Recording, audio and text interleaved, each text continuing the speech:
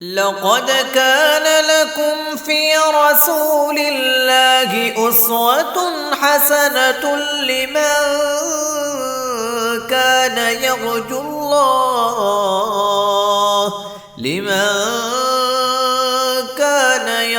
الله واليوم الآخر وذكر الله كثيرا۔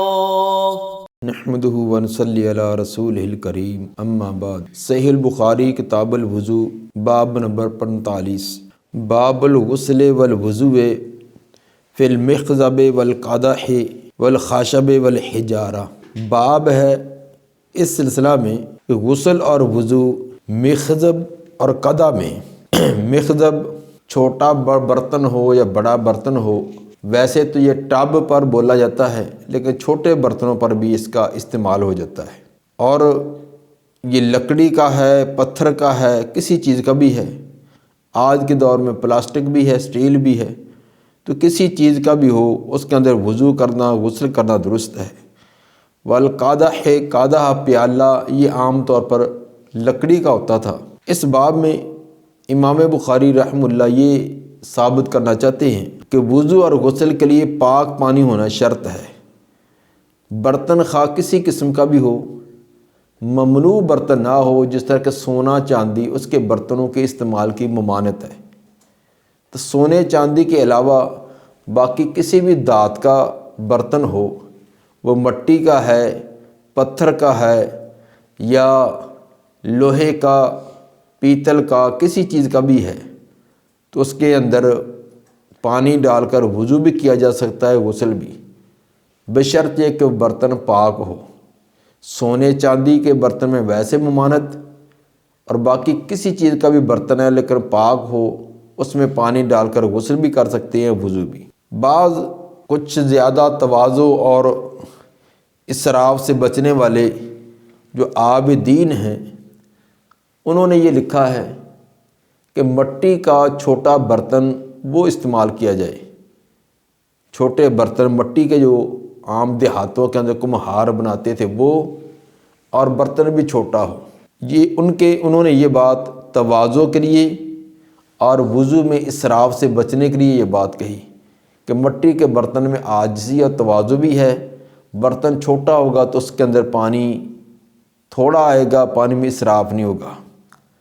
امام بخاری رحمہ اللہ یہ ثابت کرنا چاہتے ہیں کہ تواضع انکساری اپنی جگہ، لیکن جائز اور ناجائز ہونے کا مسئلہ الگ ہے۔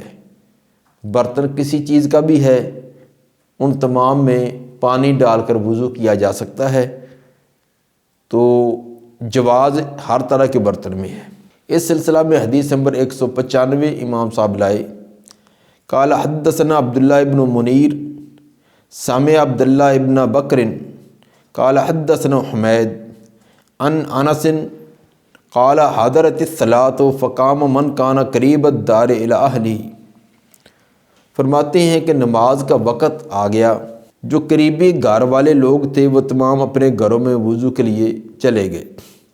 فقام من کان قریب الدار، کھڑا ہوا ہر وہ آدمی جس کا مسجد کے قریب گھر تھا، الی اہلہ، اپنے گھر کی طرف۔ چونکہ مسجد نبوی کے اندر وضو کرنے کا کوئی اسپیشل انتظام نہ تھا، لوگ اپنے گھروں سے ہی وضو کر کے آتے تھے۔ وبقیہ قوم، کچھ لوگ باقی رہ گئے۔ صاف ظاہر یہ وہی تھے جن کے گھر دور تھے، تو ان کا وضو کر کے جلدی پہنچنا مشکل تھا، تو وہ باقی رہ گئے۔ فأتی رسول اللہ صلی اللہ علیہ وسلم بمخضب، تو نبی صلی اللہ علیہ وسلم کو ایک برتن دیا گیا۔ مخضب برتن یہ پہلے بتلایا ہے کہ ویسے تو مخضب جو ہے یہ بڑے، جس طرح برتن وغیرہ دھونے، کپڑے دھونے کے لیے جو بڑا برتن ایک استعمال کیا جاتا ہے اس میں، لیکن چھوٹے برتنوں پر بھی اس کا استعمال ہو جاتا ہے۔ آپ کو ایک مخضب دیا گیا من حجارت، پتھر کا، تو پتھر کا برتن یہ یقینی طور پر بڑا ہی ہوگا، کیونکہ بڑے بڑے جس طرح ہمارے ہاں ٹب ہوتے ہیں یا اس طرح بٹھل وغیرہ ہوتے ہیں، اس طرح کے وہ بنا لیتے تھے۔ فیہ ماء، اس برتن کے اندر پانی تھا۔ فصغر المخضب ان یبسط فی کفہ، چھوٹا ہو گیا مخضب یہ کہ اس کے اندر آپ اپنے دست مبارک بھی پھیلا سکیں۔ منہ اس کا تنگ تھا، اس کے اندر ہاتھ ایسے پھیلا کر رکھنا بھی مشکل تھا۔ فتوضأ القوم کلہ، چنانچہ جب آپ نے اس میں تھوڑا پانی تھا اس کے اندر اپنا دست مبارک رکھا تو معجزاتی طور پر ایسا پانی کے اندر اضافہ ہوا، اتنا زیادہ بڑھ گیا کہ فتوضأ القوم کلہم، تمام لوگوں نے وضو کیا۔ قلنا کم کنتم، راوی کہتا ہے کہ میں نے بیان کرنے والوں سے پوچھا کہ تم کتنی تعداد میں تھے؟ قال 80 و زیادۃ، انہوں نے کہا کہ 80 یا 80 سے بھی زیادہ، 80 و زیادۃ، 80 اور اس سے کچھ زیادہ افراد تھے جنہوں نے اس چھوٹے سے برتن کے اندر تھوڑا سا جو پانی تھا اسے وضو کیا، کیونکہ نبی صلی اللہ علیہ وآلہ وسلم کے دست مبارک رکھنے سے وہ پانی مقدار میں بہت زیادہ بڑھ گیا۔ اس جگہ امام بخاری رحمہ اللہ یہ ثابت کرنا چاہتے ہیں وہ یہ بات کہ کسی قسم کا بھی برتن ہو، پتھر کا ہے، لکڑی کا ہے یا کسی اور دھات کا بنا ہوا، اس میں پانی ڈال کر وضو کر سکتے ہیں۔ جب وضو کر سکتے ہیں تو غسل بھی اس میں کر سکتے ہیں، اور اسی پر قیاس کیا جائے گا کہ ہر ایک چیز کو کپڑے دھونے ہیں یا کوئی اور کسی استعمال میں لانا ہے، وہ تمام استعمالات اس میں ہو سکتے ہیں۔ حدیث نمبر 196، حدثنا محمد بن العلاء قال حدثنا ابو اسامہ عن برید عن ابی بردہ عن ابی موسیٰ ان النبی صلی اللہ علیہ وسلم دعا بقدح فیہ ماء وغسل یدیہ ووجہہ فیہ ومج فیہ۔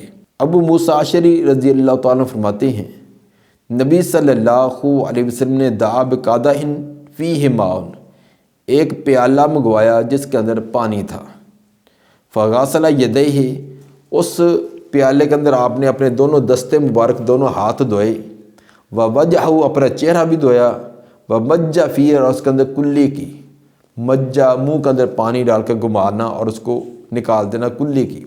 یہ اس روایت میں اختصار ہے۔ آگے یہ حدیث امام بخاری حدیث نمبر 4338 کے اندر اس کو تفصیل سے لائے ہیں، جس کے اندر یہ بھی بیان ہے کہ آپ نے 2 صحابی حضرت ابو موسیٰ اشعری اور حضرت بلال رضی اللہ عنہما کو یہ حکم دیا کہ یہ پانی آپ پئیں اور اپنے جسم پر بھی چھڑکاؤ کریں۔ چنانچہ انہوں نے یہ شرف سمجھتے ہوئے جلدی سے وہ پانی نوش بھی فرمایا اور اپنے جسم پر بھی اس کو لگایا۔ اور ام سلمہ رضی اللہ تعالی عنہ وہ پردے کے پیچھے، دروازے کے پیچھے کھڑی منظر دیکھ رہی تھی، تو جب انہوں نے پانی استعمال کیا تو انہوں نے آواز دے کر کہا کہ اپنی ماں کے لیے بھی کچھ پانی بچا دینا، کیونکہ نبی صلی اللہ علیہ وسلم کے ازواج مطہرات وہ ماں کے قائم مقام ہیں۔ چنانچہ انہوں نے کچھ پانی ان کو بھی بچا کر دیا۔ اس سے ثابت ہوا کہ آپ نے بقدح، ایک پیالہ منگوایا جس کے اندر یہ پانی تھا۔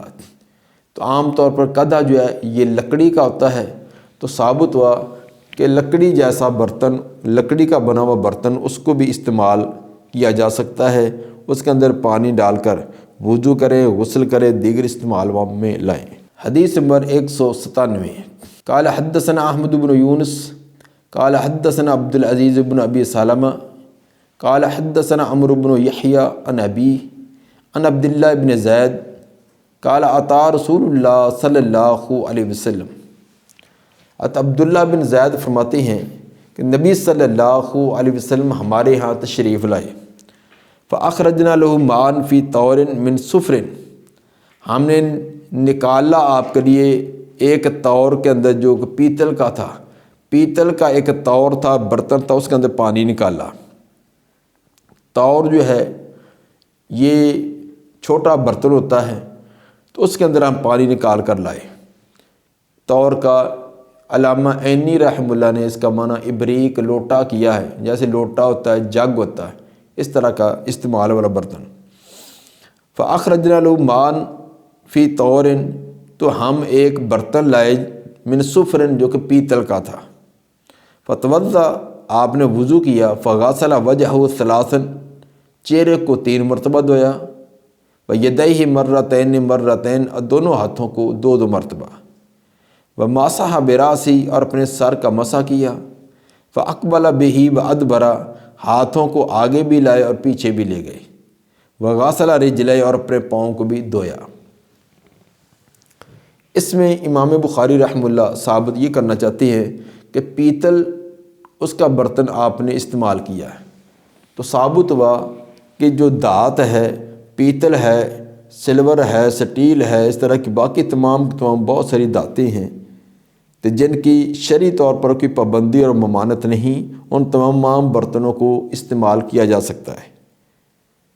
ممانعت صرف سونے چاندی کے برتنوں کی ہے کیونکہ اس کے اندر تکبر ہے، تو باقی چیزوں کا آج کے دور کے اندر بہت سارے برتن جیسے پلاسٹک اور شیشے کے برتن ہیں، اسی طرح لکڑی کے بہت اعلیٰ قسم کے برتن ہیں، اور اسی طرح چمڑے کے بھی برتن ہیں جن کے اندر کوئی چمڑا لگا ہوتا ہے، اسی طرح اور بھی کئی ایک دھاتیں ہیں، تو ان کے اندر اگر تکبر اور فخر والی بات نہیں ہے تو ان کو وضو کے لیے بھی، غسل کے لیے بھی، دیگر اپنے استعمالات کے لیے بھی استعمال کیا جا سکتا ہے۔ وغسل رجلے، پاؤں کو دھویا، یہ بھی ثابت ہوا کہ آپ پاؤں کو دھویا کرتے تھے، نہ کہ ان کے اوپر مسح۔ ہاں، مسح تب ہوتا ہے کہ جب وضو کر کے موزے وغیرہ پہنے ہیں، موزے جراب پہنی ہے، تب تو مسح ہو سکتا ہے۔ اگر پاؤں ننگا ہے تو پھر اس کا دھونا لازمی ہے۔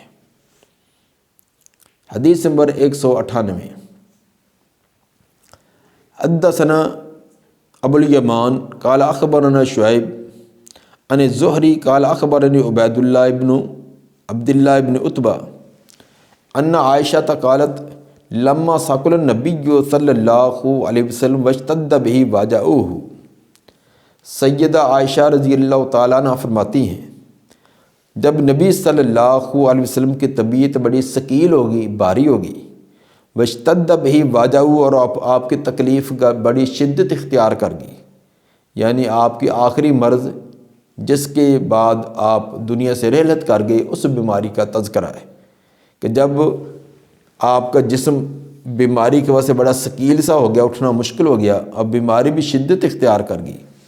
فاستاذن ازواجہ فی ان یمرض فی بیتی، آپ نے اپنے ازواج مطہرات سے یہ اجازت طلب کی کہ آپ میرے گھر میں، یعنی سیدہ عائشہ رضی اللہ تعالیٰ عنہ فرماتی ہیں آپ میرے گھر کے اندر بیماری کے ایام گزاریں۔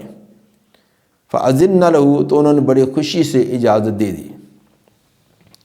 یہ آپ کا انتہا درجے کا عدل و انصاف تھا، حالانکہ آپ پر باری مقرر کرنا کوئی لازمی نہیں تھی۔ یہ نبی کا خاصہ ہے کہ آپ جس کو چاہیں وقت دیں، جس کو چاہیں نہ دیں، کسی کو تھوڑا دیں، کسی کو زیادہ دیں۔ قرآن کے اندر سورہ احزاب کے اندر اللہ تعالیٰ نے نبی صلی اللہ علیہ وسلم کا یہ خاصہ بیان کیا ہے کہ جس کو چاہیں آپ اس کو ساتھ ملائیں، جس کو چاہیں الگ کر دیں، لیکن اس کے باوجود آپ نے تمام ازواج مطہرات کے اندر انصاف کیا، حتیٰ کہ آخری بیماری تو آپ کا دل چاہتا تھا کہ میں سیدہ عائشہ رضی اللہ تعالیٰ عنہ کے دن کے ہاں یہ بیماری والے ایام گزاروں، لیکن پھر بھی آپ بڑی تکلیف کے ساتھ تمام گھروں میں باری باری جا رہے تھے۔ جب زیادہ ہی کمزوری ہوگی، بیماری کی شدت زیادہ ہوگی، تو تب آپ نے ازواج مطہرات سے اجازت مانگی، حالانکہ آپ اجازت نہ بھی مانگتے تو تب بھی آپ کے لیے یہ اختیار تھا۔ تو یہ اس قدر آپ نے عدل و انصاف کو مد نظر رکھا۔ چنانچہ فخرج النبی صلی اللہ علیہ وسلم بین رجلین، نکلے آپ دو آدمیوں کے درمیان، تخط رجلاہ فی الارض، اور آپ کے پاؤں زمین پر گھسٹتے جا رہے تھے۔ نماز کا وقت ہوا، آپ نماز کے لیے مسجد میں جانے لگے، لیکن ہمت نہ تھی اٹھ کر چلنے کی، تو دو آدمیوں نے سہارا دیا، کندھوں سے پکڑ کر سہارا دیا، تو دوسرے آپ کا وزن جب وہ اٹھائے ہوئے تھے تو پاؤں جو پیچھے وہ لکیر بنتی آ رہے تھے، گھسٹتے آ رہے تھے، اتنی کمزوری تھی کہ پاؤں جب وہ زمین پر ٹکتے نہ تھے، وزن نہیں برداشت کر سکتے تھے، یعنی اتنی تکلیف کی حالت کے اندر بھی آپ نے مسجد کے اندر باجماعت نماز کا اہتمام کیا ہے۔ تو یہ بھی ہمارے لیے ایک بہت لمحہ فکریہ ہے کہ ہمارے پیغمبر جن کے اگلے پچھلے سارے گناہ معاف تھے، جن کے لیے جنات آپ کو آنکھوں سے دکھلا دی گئی، معراج کی رات جنتیں آپ کو دکھلا دی گئی، اگلے پچھلے گناہ معاف کر دیے گئے، لیکن آپ اللہ کی عبادت میں آخری بیماری ہے جس کے اندر چلنا بھی مشکل ہے، تو 2 3 آدمی سہارا دے کر بھی آپ پاؤں لڑکتے جا رہے ہیں، تب بھی آپ مسجد میں گئے۔ تو ہمارا تو نزلہ زکام بن جائے تو ہم کئی کے دن مسجد کو چھوڑ دیتے ہیں، بخار آ جائے، کوئی اور معمولی سا کوئی عارضہ پیش آ جائے تو اچھے بھلے پکے نمازی ٹھیک ٹھاک صاحب علم ان کا بھی عذر بن جاتا ہے۔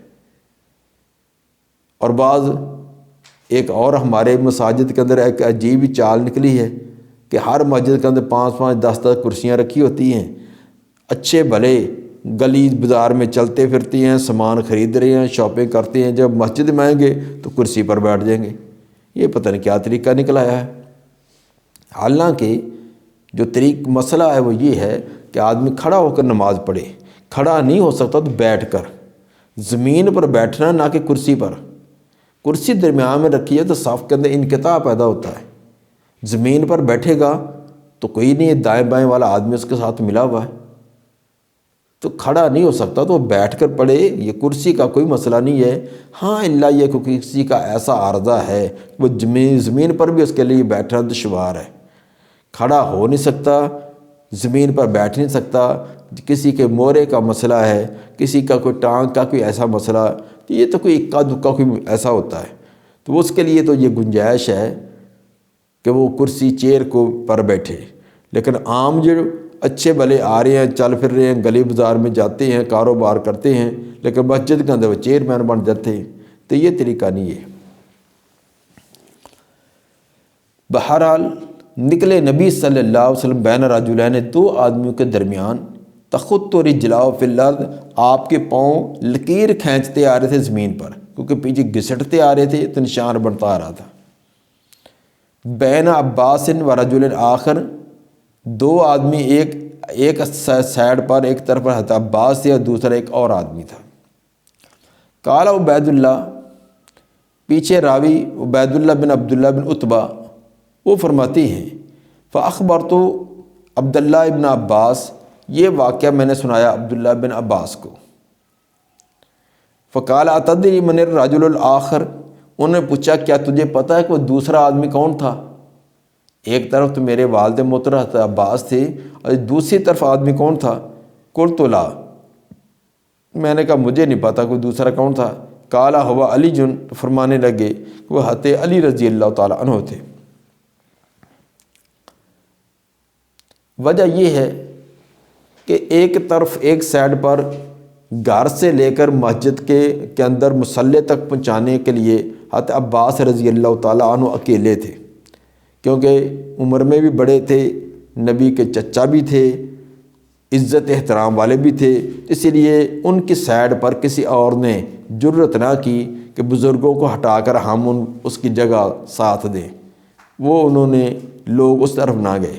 دوسری طرف یہ افراد بدلتے رہے ہیں، مثلا اس کے اندر گھر میں ام ایمن جو انہوں نے بھی آپ کو سہارا دیا ایک طرف، تو حضرت بریرہ جو انہوں نے بھی، اسی طرح ایک حبشی غلام تھا نوبہ جس کا نام تھا وہ بھی، اور فضل بن عباس بھی، اور حضرت اسامہ بھی، اور حضرت علی رضی اللہ تعالی عنہ بھی، یہ تمام کے تمام باری باری بدل رہے تھے۔ کسی نے مثلا 4 پیسے اٹھاتے وقت سہارا دیا ہے، کسی نے آگے گھر کے دروازے تک، کسی نے دروازے سے باہر نکلنے پر، تو ہر ایک یہ کوشش میں تھا کہ مجھے بھی یہ خدمت کا موقع مل جائے۔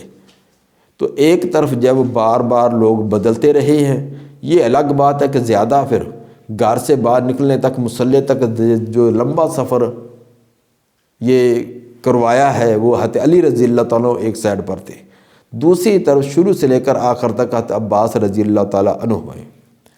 اسی لیے سیدہ عائشہ رضی اللہ تعالیٰ عنہ نے ایک طرف کے حضرت عباس رضی اللہ تعالیٰ کا تو تذکرہ کیا کیونکہ وہ شروع سے لے کر آخر تک ساتھ رہے، دوسری سائڈ پر افراد بدلتے رہے ہیں، کوئی ایک آدمی نہیں تھا اس لیے اس کا تذکرہ ہی نہیں کیا۔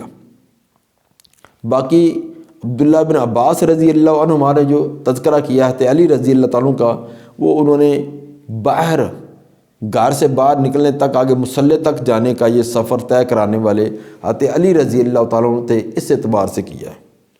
حدیث کا یہی معنی ہے، یہی مفہوم ہے۔ اب بعض لوگوں نے وہ حضرت عائشہ رضی اللہ تعالیٰ عنہ پر طرح طرح کی اعتراض کرنے شروع کر دیے.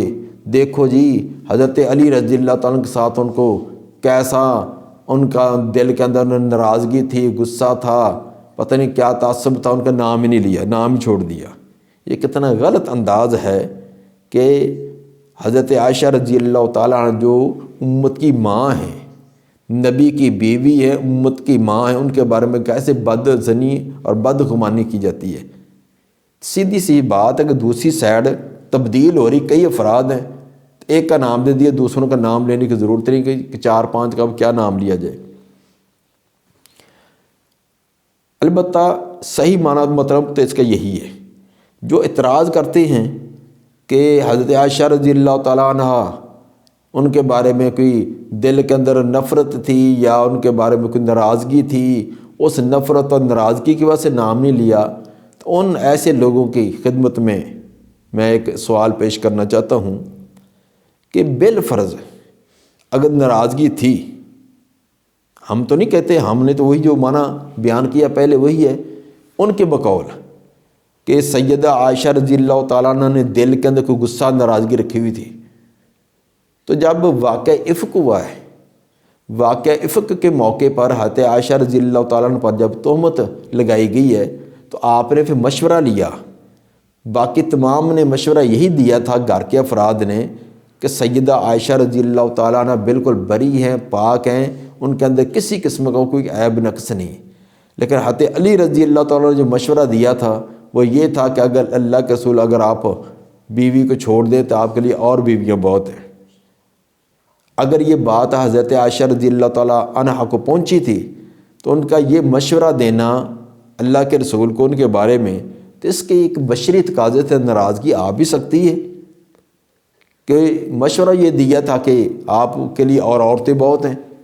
مقصد یہی تھا کہ اگر آپ طلاق دے دیں گے تو آپ کو اور عورتوں کی کون سی کمی ہے. اور یہ مشورہ حضرت عائشہ رضی اللہ تعالیٰ عنہ کو پسند نہیں آیا کہ یہ میرے بارے میں یہ بات کہی ہے، تو فطر بشری تقاضے کے مطابق دل میں غصہ ناراضگی آ بھی سکتا ہے. تو حضرت علی رضی اللہ تعالیٰ عنہ وہ نبی کے داماد ہے، داماد بیٹے کے کیا مقام ہوتا ہے، اور حضرت عائشہ رضی اللہ تعالیٰ عنہ نبی کی بیوی ہے. تو اگر وہ نبی کے داماد ہے تو حضرت عائشہ کے بھی تو داماد ہی ہوئے نا. تو داماد قائم مقام بیٹے کے ہوتا ہے، اور جو ساس ہوتی ہے وہ قائم مقام ماں کے ہوتی ہے. اور ویسے بھی حضرت عائشہ رضی اللہ تعالیٰ عنہ پوری امت کی ماں ہے. ایک تو ویسے ہی قریبی رشتہ ہے کہ حضرت علی رضی اللہ تعالیٰ داماد ہیں اور وہ ماں ہیں، تو پھر امت کی بھی ماں ہے نبی کی بیوی ہونے کی وجہ سے.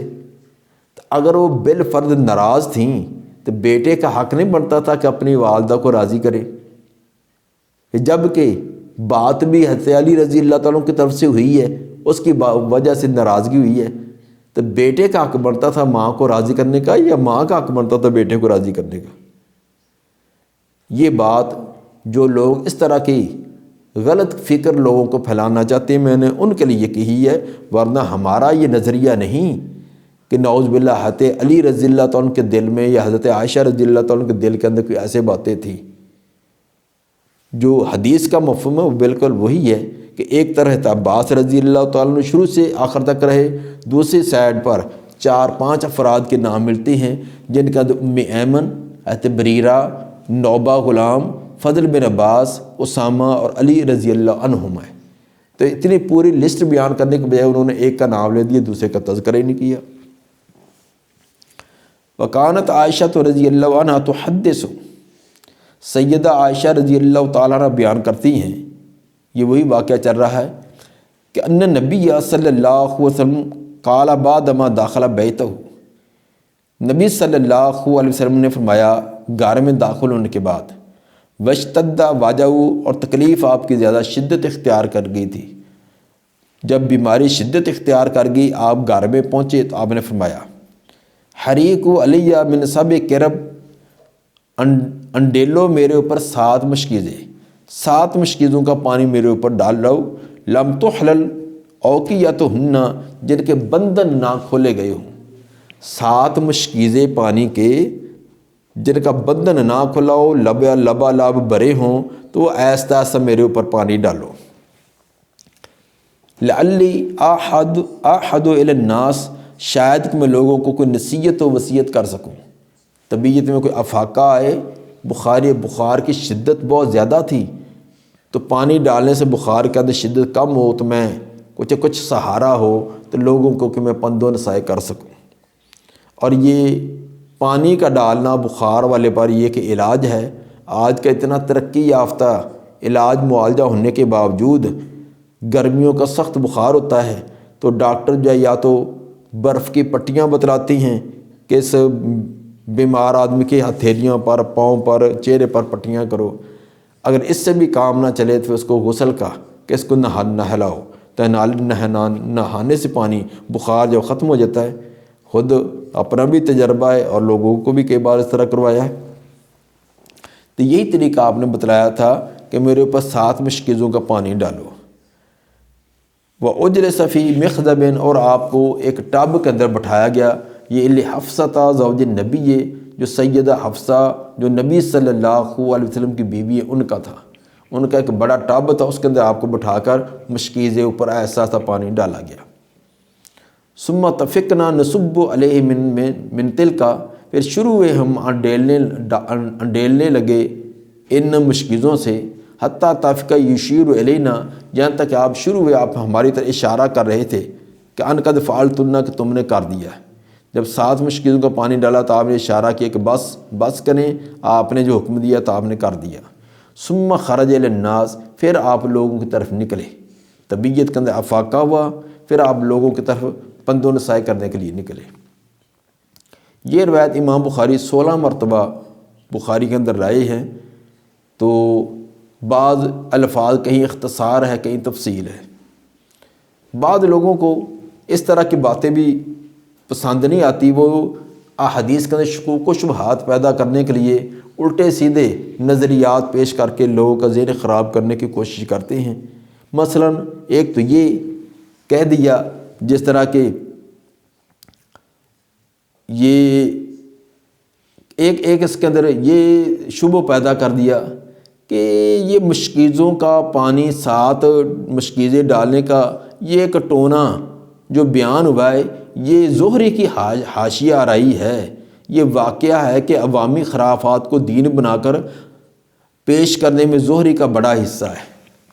یہ ایک صاحب نے تدبر قرآن کے اندر یہ بات بیان کی، مطلب وہ یہ کہنا چاہتے ہیں کہ جو آپ نے 7 مشکیزیں ڈالے تھے یہ کوئی بات نہیں ہے، یہ امام زہری نے اپنے کوئی ڈگونسلہ اندر لگایا، کوئی یہ حدیث کی بات نہیں ہے۔ کیوں کہتے ہیں کہ 7 کا کیا اس میں کیا تذکرہ، کیا خوبی ہے؟ حالانکہ 7 کی تعداد کی شرعی احکام کے اندر ایک اہمیت ہے، بہت ساری چیزوں کو 7 عدد پر کرنے کا ایک خاص اس کے اثرات بیان کیے گئے ہیں۔ جیسے آپ دیکھتے ہیں صفا مروہ کہ چکر 7 ہیں، بیت اللہ کا طواف جو اس کے بھی 7 چکر ہیں، وہ 7 کیوں رکھے گئے ہیں؟ نہ 5 نہ 4 نہ 7 سے بڑھ کر 7 ہیں، اس کی خاص کچھ تعداد ہے۔ اسی طرح جو اعضاء 7 اعضاء پر سجدہ ہے، اس کے بھی 7 ہی اعضاء ہیں، ان میں سے کوئی عضو بھی ایک بھی آدمی جان بوجھ کر نہ لگائے تو سجدہ نہیں ہوتا۔ اسی طرح 7 اجوا کھجوریں، آپ نے فرمایا کہ جو 7 اجوا کھجوریں کھاتا ہے اس کو کسی قسم کا زہر جو ہے اثر انداز نہیں ہوگا، یہ بھی صحیح بخاری کی روایت ہے۔ زمین و آسمان کی تعداد بلال نے 7 رکھی ہے، اور بھی کئی ایک چیزیں ان کی کو 7 عدد میں محصور کیا گیا ہے۔ تو اسی طرح آپ نے اس موقع پر بھی 7 مشکیزوں کا حکم دیا ہے۔ تو یہ کہ ٹونا نہیں ہے، یہ کہ گھریلو عورتوں کا کہ اپنا بنایا ہوا نہیں ہے، یہ نبی صلی اللہ علیہ وسلم نے خود فرمایا ہے۔ تو یہ کہنا کہ یہ امام زہری نے اپنی طرف سے یہ کہ اضافہ کیا، حاشیہ آرائی کی ہے، یہ احادیث کے اندر شکوک و شبہات ڈالنا کا یہ ایک طریقہ ہے۔ اور اس طرح ان لوگوں نے بے شمار روایات کے اندر شکوک و شبہات پیدا کر کے ان کو رد کرنے کی کوشش کی ہے۔ اصل کے اندر کھٹکتا ان کو امام زہری رحمہ اللہ ہے، ان کو پتہ ہے کہ حدیث کے اندر زیادہ کام کرنے والے، بیان کرنے والے امام زہری ہے، اگر ان کو اگر مشکوک کر دیا جائے تو حدیث کا ایک بڑا حصہ ختم ہو جائے گا، یہی ان کا مقصد ہے۔ جبکہ امام زہری ایک بہت بڑے امام ہیں اور جن امام مالک رحمہ اللہ کے یہ استاد ہیں اور امام بخاری کے بہت قابل اعتماد راوی ہیں۔ حافظ بن حجر رحمہ اللہ نے جو جرح تعدیل کے بڑے امام ہیں، انہوں نے ان کے بارے میں تقریباً 4-5 صفحات پر ان کے اوصاف حمیدہ لکھے ہیں، اور اسی طرح 15 سے زیادہ صحابہ سے یہ روایتیں بیان کرتے ہیں۔ امام زہری رحمہ اللہ 15 صحابہ سے ان کی ملاقات اور ان سے روایات اور ان سے علم حاصل کیا ہے۔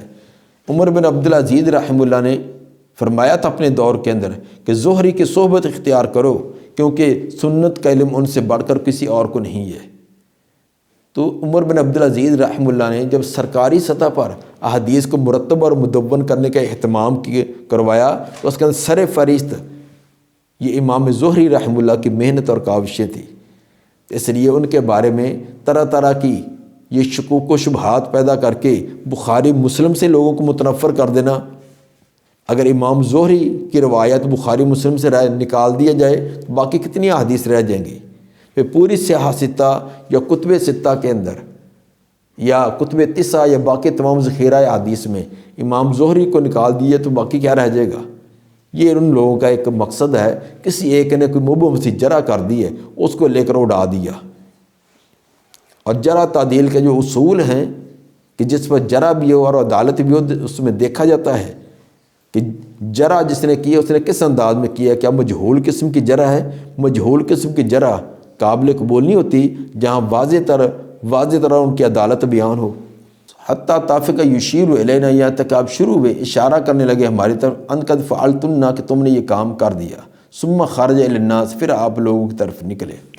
اس سے امام بخاری رحمہ اللہ نے بات جو باب کے اندر تھی وہی ثابت کی ہے، اس کے اندر کہ 7 مشکیزوں کے اندر پانی تھا، تو ثابت ہوا کہ چمڑے کے برتن، مشکیزہ ہے یا اس طرح کے اور چمڑے برتن ہیں، ان سے پانی استعمال کر کے وضو بھی کیا جا سکتا ہے، غسل بھی کیا جا سکتا ہے۔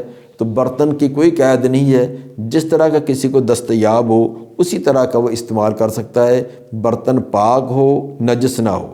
دوسرا، سونے چاندی کے برتنوں کی ممانعت ہے، اس کے علاوہ کسی برتن کا کوئی خاص تعین شریعت نے کر کے تنگی پیدا نہیں کی، جس طرح کا برتن ہے اسی کے اندر ڈال کر آپ پانی کو استعمال کر سکتی ہیں۔